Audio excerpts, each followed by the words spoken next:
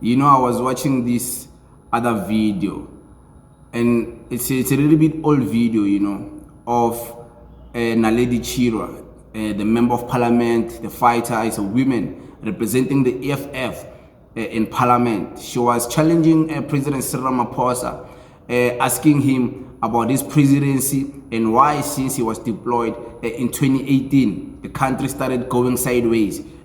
Unemployment started skyrocketing. And I want you to observe something. I want you to observe the Speaker of the Parliament, how she protects Ramaphosa. And I want you to observe how the President of the country tries to sweet talk his way out of answering a question, trying to get away from answering a question, but now he's exposed, you know. He acts like he's this sweet guy, but we know the man behind the mask. But I want you guys to observe this because it's very interesting to watch. In a population of above 60 million, 30 million in South Africa live in poverty, 18.2 million in extreme poverty, 13.8 million are experiencing food poverty, literal hunger and starvation. Mr. President, there were lesser people living in poverty before you became president. There were lesser people unemployed, lesser violence against women and children, lesser murders, lesser femicide. Millions of our children under your presidency experience multidimensional poverty, whether deprived of healthcare, housing, nutrition, information, water, and sanitation. These harrowing statistics have never dropped since you became president. Instead, they continue to rise under your presidency. Poverty has worsened in South Africa since you became president of South Africa. Whose poverty are you referring to be prioritizing since 2018, when it's not reflected statistically and in the lives of women and children who are at the bottom of the food chain and whose conditions have worsened since your inauguration in 2018 to date? Thank you.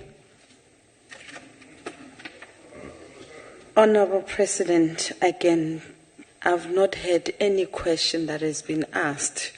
However, if you so wish, you may respond to the statement. Whether is it of intent or what, I don't know. But you are at liberty to respond to it. Thank you, Honourable Chairperson. I've listened to the Honourable Member a few times. And one thing that she's really good at is having a statistically driven mind.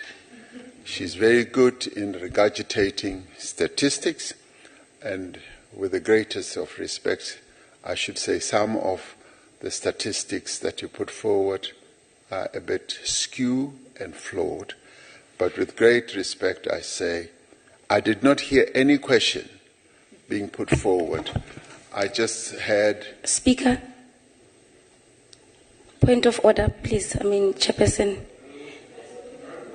Ngicela ukuthi sihloniphane, Chairperson. Ngibuzile question ngithe ku President, whose poverty are you referring to be prioritizing? I have not given you a platform. You are already speaking, Honourable Member. You have risen on the point of order. We have afforded you an opportunity to ask a follow-up question, of which you made that statement, and accordingly afford the President to address you on the issue that you have raised. Over to you, Honourable President. You may respond to the statement that has been made before the House. Honourable Chairperson, it's a pity that Honourable Member did not allow me to continue, because much as she did not really put a question forward, what I was going to favour her with is precisely a response to the comment that she made, because she asks, or she seems to ask, which poverty am I referring to? And of course, we have always said that, as Honourable Member said earlier, that yes, we face a triple challenge in our country, and we've never shied away from that.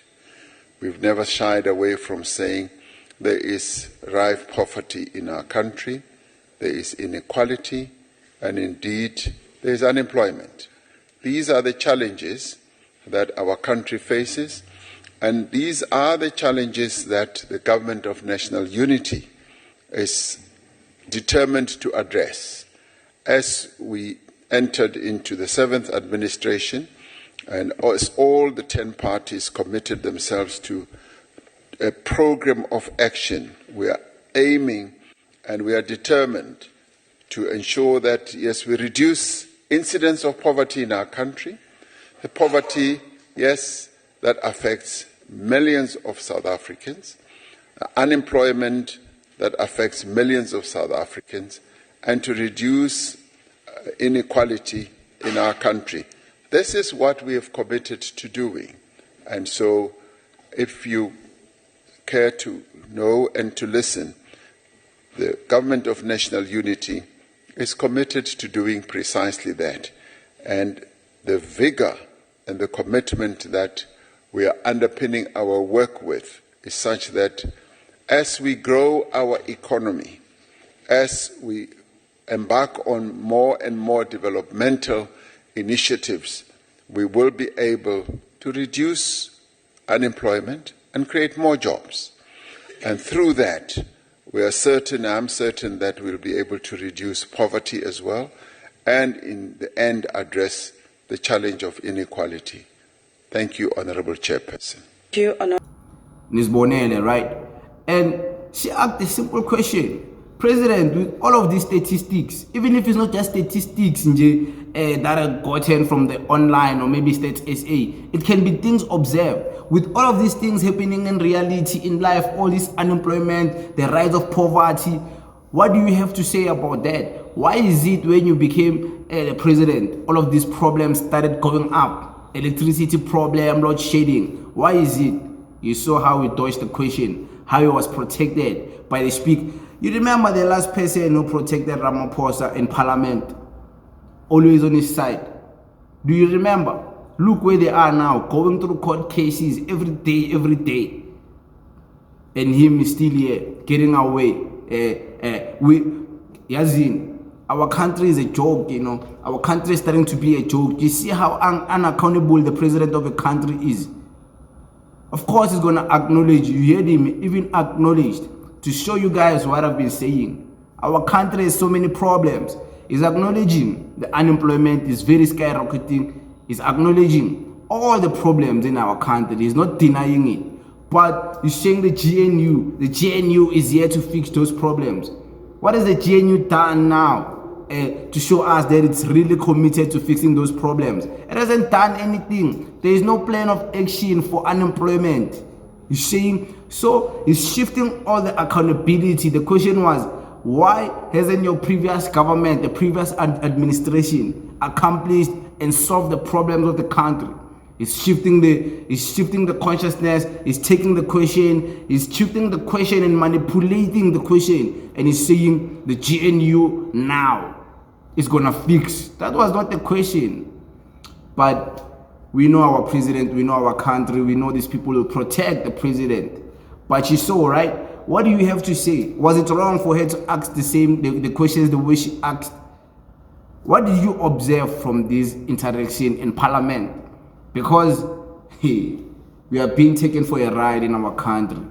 Our leaders are faithful. They can get away with anything, bruh. But it is what it is. Thank you very much.